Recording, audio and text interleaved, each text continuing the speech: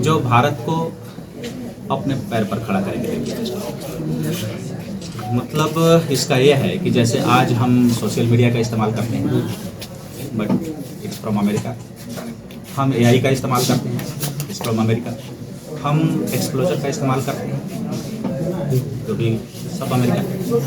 यहाँ तक कि आप ईमेल डोमेन का इस्तेमाल करते हैं, अमेरिका। अपना क्या है? जबकि भारत वो देश है जिसके बिना कोई सॉफ्टवेयर पूरा नहीं होता।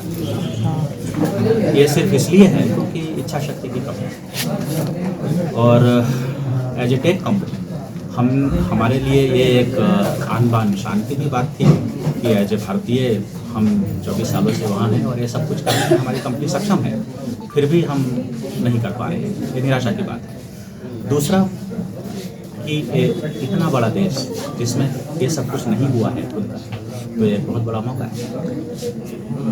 ये दोनों ही चीज़ें जब मिलती हैं तो एक टेक कंपनी को वो प्रोत्साहित करती है कि आप भारत आएँ और ये सब चीज़ें आप भारत को दें।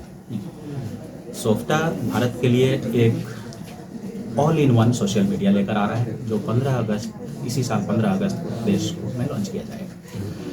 वो जैसे चाइना में वीचैट है, नेटवर्किंग, वीडियो शेयरिंग, पेमेंट से लेकर न्यूज और audio video calling, group calling, ये सब कुछ उसके एक ही कैप्चर है। और उसकी सबसे बड़ी खासियत ये है कि वो टोटली इनक्रिप्टेड है।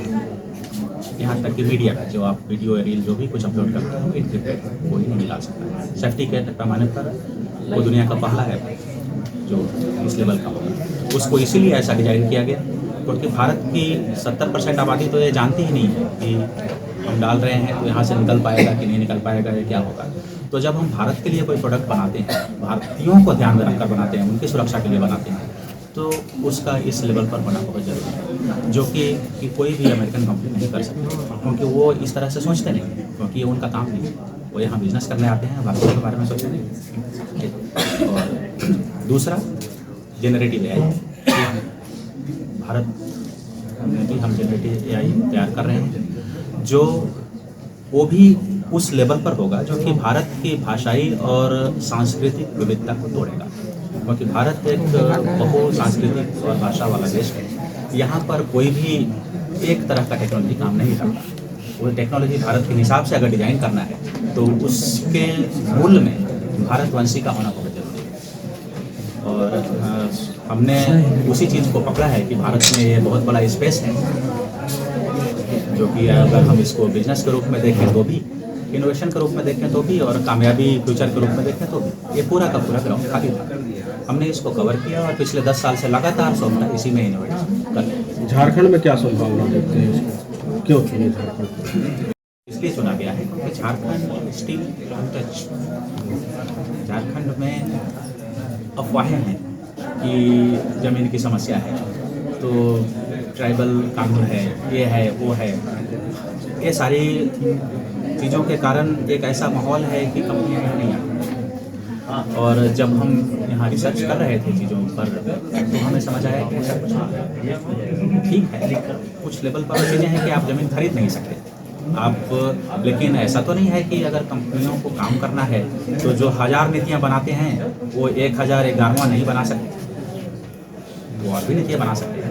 और जो भी कानून, मौजूदा कानून है, जो भी समस्याएं हैं, उसको ध्यान में रखते हुए ही नए प्लान तैयार किए जा सकते हैं, नया इनोवेशन किया जा सकता है। जैसा कि ये किया गया, ज़मीन की समस्या थी तो इसको जो मौजूद तकनीक है दुनिया में उसको थोड़ा और इनोवेटिव बनाकर ज़मीन की समस्या को ख़त्म कर दिया गया। तो अब कोई भी बंजर ज़मीन है, ऐसा वैसा ज़मीन है जिसको जो किसी को नहीं चाहिए, ये वहाँ भी खड़ा हो सकता है।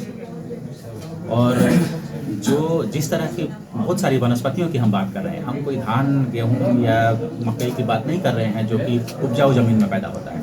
अगर हम औषधीय वनस्पति की बात कर रहे हैं तो कोई भी घर अपने आंगन में या पीछे या इधर उधर पैदा कर सकता है। अगर एक घर, हम एक एग्जाम्पल, ऐसा ही कैलकुलेशन आप मान लीजिए कि अगर एक घर पूरे साल में 50 किलो का उत्पादन करता है तो कई लाख घर मिलकर कितने का उत्पादन करेंगे? क्या देश में उतना उत्पादन होता है? नहीं होता है। पारंपरिक रूप से कभी नहीं हो सकेगा। तो ये लोकल हब्स जो हर एरिया में होंगे, इनका काम ही यही होगा कि खुद तो उत्पादन करेंगे, लेकिन ये गांव वालों को भी प्रोत्साहित करेंगे कि आप भी करो। क्योंकि ये एक्स्ट्रा है। आप जो खेती कर रहे हैं धान गेहूँ मक्के की, वो तो आप करें ही, उसमें आपको कोई रुकावट नहीं है, वो करें, वो आप कर रहे हैं। ये एक्स्ट्रा है, ये उनकी इनकम को बढ़ाएगा, उनको और सक्षम बनाएगा और उनको ये एहसास दिलाएगा कि जो आसपास झाड़ियाँ उगती है उनमें भी पैसा है।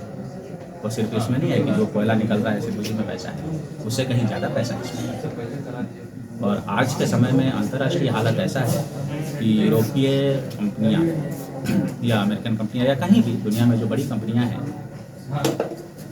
उन्हें ये माल चाहिए, बीमारियाँ बढ़ती जा रही हैं, दवाइयों के लिए और चीज़ें चाहिए और जेनेटिक रिसर्च करने की ज़रूरत है।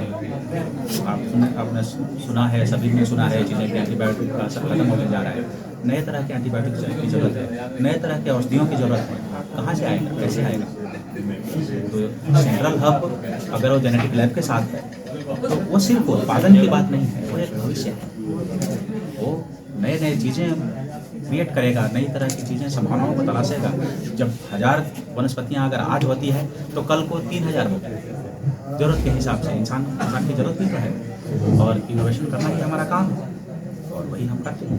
तो हम जैसे सिर्फ टेक्नोलॉजी कंप्यूटर पे नहीं है, टेक्नोलॉजी खेतों में भी होती है। यहाँ के लोगों के साथ बड़ी समस्याएं होती है और दूसरा पलायन है, उसको आप कैसे देखते हैं? जब लोगों को यही रोजगार मिलने लग जाएगा गाँव में या इनकम बढ़ जाएगा तो पलायन अपने आप कम हो जाएगा।